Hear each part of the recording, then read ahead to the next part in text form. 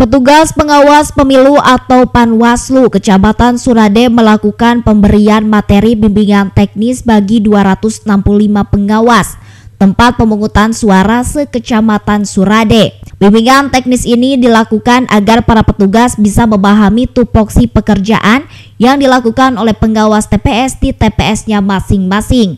256 desa pengawas TPS tersebut terdiri dari 10 desa dan 1 kelurahan, yaitu Desa Pasir Ipis, Desa Buniwangi, Desa Cipendei, Desa Sukatani, Desa Gunung Sungging, Desa Jagamukti, Desa Kadaleban, Desa Citanglar, Desa Wanasari, Desa Sirnasari, dan Kelurahan Surade.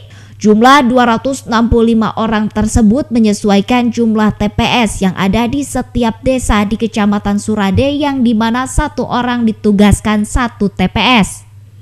Ini Panwaslu Kecamatan Surade mengadakan kegiatan bimbingan teknis untuk pengawas TPS banyak 265 TPS, berarti 265 orang. Bimbingan teknis ini dimaksudkan agar para PTPS Kecamatan Surade memahami betul bagaimana kinerjanya nanti pengawasan di lapangan, baik pengawasan di masa tenang, baik itu pengawasan di masa pemungutan dan penghitungan suara di hari H nanti, dan pasca itu juga. Dari Kecamatan Surade, Kabupaten Sukabumi, Indra Sofyan melaporkan.